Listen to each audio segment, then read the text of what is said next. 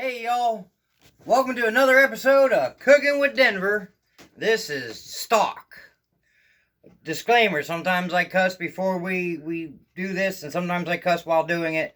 I apologize for that. I will do everything I can to keep the F word to a minimum. However, children's discretion, be advised, parents, I have a tendency to use bad words. I try really hard not to, though. Alright, y'all, I'm Denver, and today we're making stock. And as always, Mom is on the camera back there. Mom, can you say hi to everybody? She'll laugh in the video, but she won't say a damn word. So, alright, what we got here, this is a crab pot, a lobster pot, or whatever you want to call it. And what I've done is I've filled this pot up with water. Now, if you look down inside there, you'll see that is the bones. And I actually kept the juices from the turkey from yesterday's Thanksgiving meal. And it is all in the bottom of the pot. I let it solidify in this pot overnight. The juice from the bird. And it's all sitting down there. So you just take your bones and you plop them down in there. And there's a little leftover meat and the fat and everything right in there. Because what we're going to do is we're going to add some ingredients to this pot of water and this broth. And we're going to cook and cook and cook the living poop out of this. Yes, I said poop again, y'all. And then we're going to strain the water out after it cooks. And we'll let it cool. And then we're going to freeze it. And that's going to make our stocks and our broth for a lot of other meals. Now, here's the trick. This can work with ham bones to make a ham broth. This can work with chicken bones to make a chicken broth. This can work with turkey bones to make a turkey broth. This can work with beef bones to make a beef broth. It is all the same principle. Now, one other thing I want to show you is this bag here. Y'all know I've had trouble with bags this holiday. So I made sure that I went ahead and I checked this bag. This bag actually seals on the end. You see that? This is Mr. Baggy. Say hi, Mr. Baggy. Hello. So Mr. Bag here, what we do with this is a lot of people don't like what happens with rosemary and thyme when they put it in their stock. So you can put your rosemary sprigs and your thyme at the bottom of this bag. You can even throw your garlic in the bottom of this bag. I would recommend roasting your garlic prior, smashing it, putting it all in this bag. Take a piece of twine or a zip tie if you ain't got twine. Tie it up, and then the bag goes right down in your broth. I always let the handle, the end hang over like this, and I put my stock pot top on it. And I just let it cook in there. And then when you pull it out, everything comes right out with it. Alright? Pretty simple, y'all. Making broth is not complicated. But if you want a good one, this is what you do. So I went ahead and I washed and cut the tops and the bottoms off some celery. And I'm just going to break them in half, drop them in the pot. And I like to use a lot of celery in mine. So I'll break them in half, drop them in the pot. Break them in half, drop them in the pot. Guess what? Break them in half, drop them in the pot. Carrots. I went ahead and cut the tops and bottoms and I washed them. Always wash everything. And remember, wash your hands. There's a coronavirus. Y'all getting sick of me saying that yet? There's people going, there's no such thing as a coronavirus. It's from the 5G. Seriously? No, it's not. Alright. I got asked the other day, Denver, what do you do for a living? I said, well, I work with people. I work in a profession of helping people who have addiction problems. But cooking is something I was raised with. My grandma, my mom, everybody had me in the kitchen at a very young age. I went to school for it, and I loved it. So I love to cook, and I do it a lot. So the next thing I did was I took onions. Okay? I cut the top of the onion off where the root part was, and I cut the bottom of the onion off. And then I cut them in half. Peel the onion skin off, just like so. And then I kind of just plop it down there into big pieces, just like so. Okay?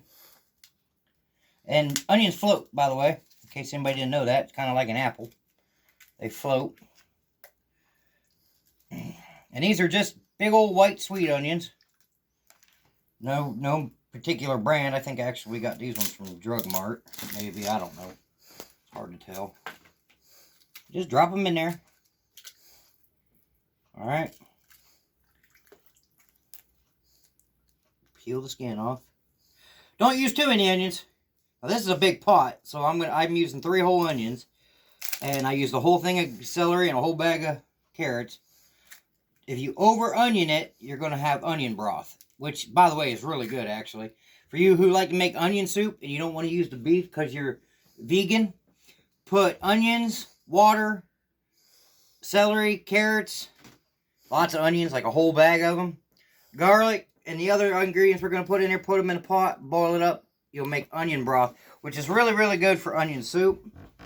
For all my vegan friends out there, you don't have to do it with the birds. I just heard Miss Hannah come in the door with the dog. Hi, Bear Bear.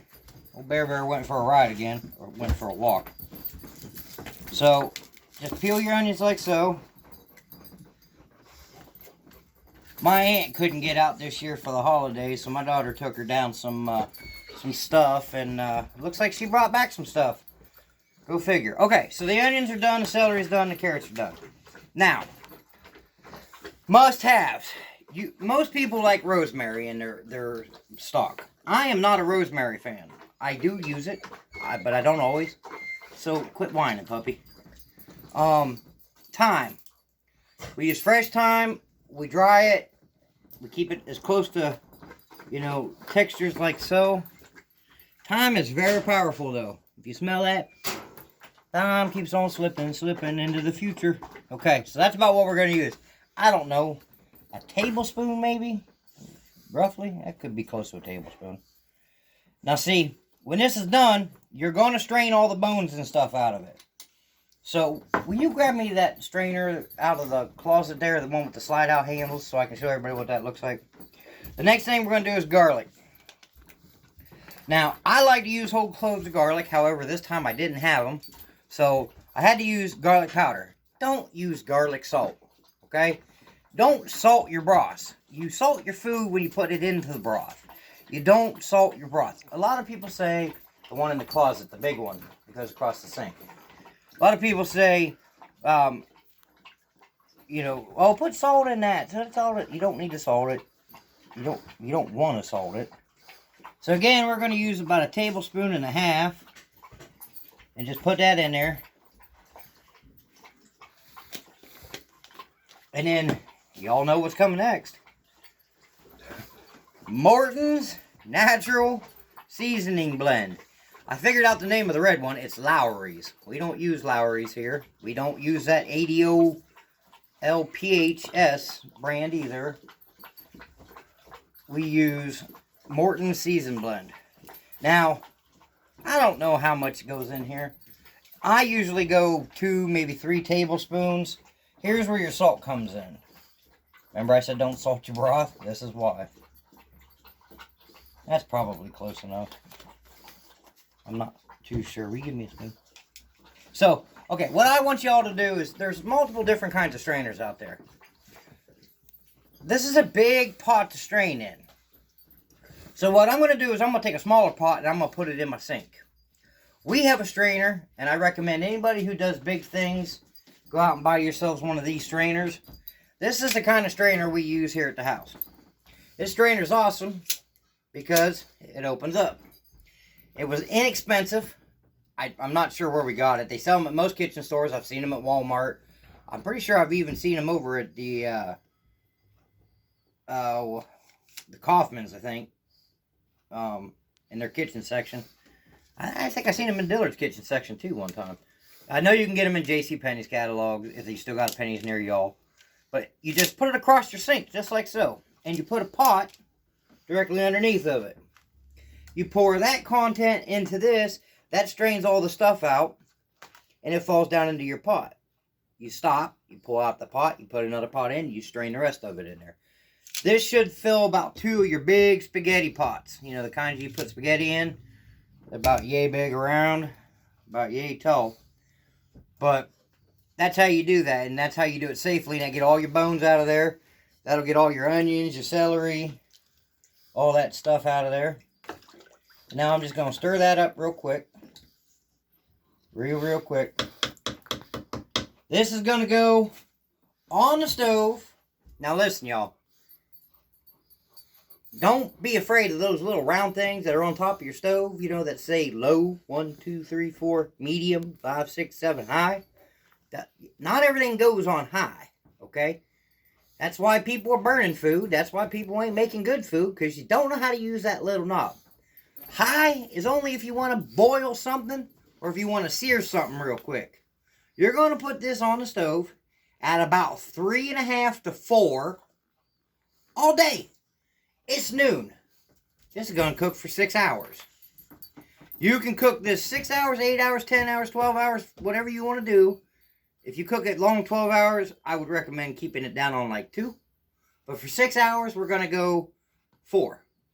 If it starts to get to a boil and it seems like it's going to pop over the stove, I'm going to back the heat off a little bit. But this is going to cook a minimum of 6 hours. Do not let your stock cook any less than 6 hours. You want all the flavors to melt together. You want the garlics, the onions, the everything. Now, this is how my mom makes it. My recipe is just a hint different, and I'm going to give it to you real quick. I'll put in about 3 tablespoons of Worcestershire and about 2 teaspoons of liquid smoke, because I like everything in my house to have smokiness. But Mom's got me kind of making everything her way, so that's the difference between that. Let this cook, strain it, let it cool. Once you strain it, put it in your freezer containers, and you can freeze this, and this stuff will stay good for, 6 months, 8 months, depending. I mean, I know I pulled stock out from a year before, and it was still just fine. I wouldn't let it go much longer than that. Put a piece of tape on it and write date and time on there. So that's how you make stock, y'all. Y'all have a good one, and we'll see you later.